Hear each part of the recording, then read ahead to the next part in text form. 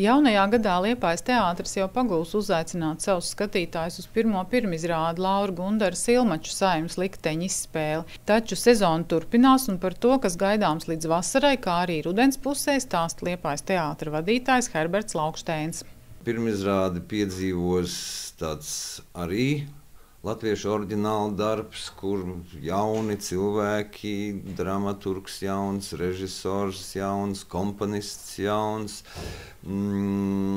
ir sastrādājuši tādu stāstu pēc Pero pasakas runas zābakos. Bērniem, jā, šī izrāde būs bērniem ar lellēm, krāsainiem kostīmiem, lielām vadāmām lellēm un mazākām lellītēm. Pieļauju, ka būs ļoti interesanti tāda izrādīta bērniem. Režisors neļauj lietot vārdu izrādīt, viņš saka tāda apjomīga izrāde. Vakar mēs skatījāmies kostīmus. Tālāk nākamā pirmizrāde pēc šīs bērnu izrādes saucas Sots un noziegums. Tas ir ļoti labs literārs darbs, ko ir sarakstījis savulaik Leonids Andrejevs, ļoti lielisks krievu dramaturgs. Oriģinālais nosaukums ir Jeļena Andrejevna. Mēs ar Džili izdomājām, ka tāds nosaukums šeit nevisai būtu tāds veiksmīgs.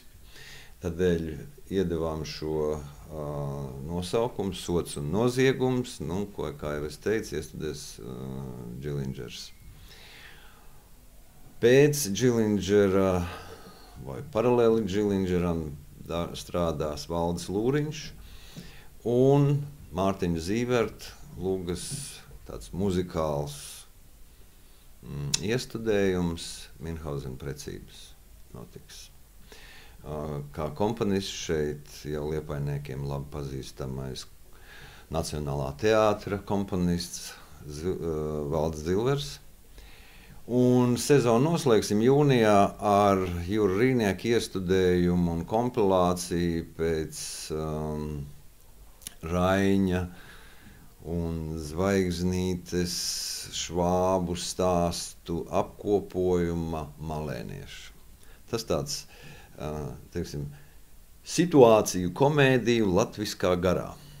Laucinieciski latviskā garā. Tā.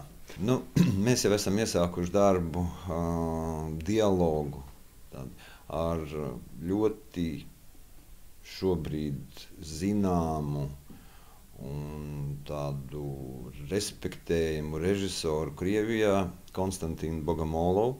Viņš arī šajā sezonā februārī ieradīsies, lai iepazītos tuvāk ar aktieriem. Liepainieki viņa zina pēc viņa iestudējuma izrādīšanas Zelta maskas ietvaros iepriekšējā rudenī. Tātad Konstantīns Bogomolovs atvērs 106. sezonu ar pirmizrādi, kuras sauksies, acīm redzot, tā sauksies Troja. Tātad tā ir kompilācija no 5 Eripīda lugām, ko režisors pats ir veicis, un stāsts ir par Troju. Tas laikam ir kaut kas nebijis Liepājas teātrī, vismaz pēdējos 10 gadēs tāds laikmets, vai ne, uzskatos? Jā, es domāju, ka tas būs pietiekami labs izaicinājums gan Liepājas teātra aktieriem un ļoti nepieciešams, lai šobrīd ļoti spējīgā Liepājas teātra trupa kļūtu vēl spējīgāka. Tad tālāk, protams, tradicionāli ir bērnu izrāde, kuru iestudēs Leons Lišinskis, un šo izrādi sauc Pelnrašķīte. Komentāri šeit ir lieki, un ir arī, tur jau ir lomu sadalījums, un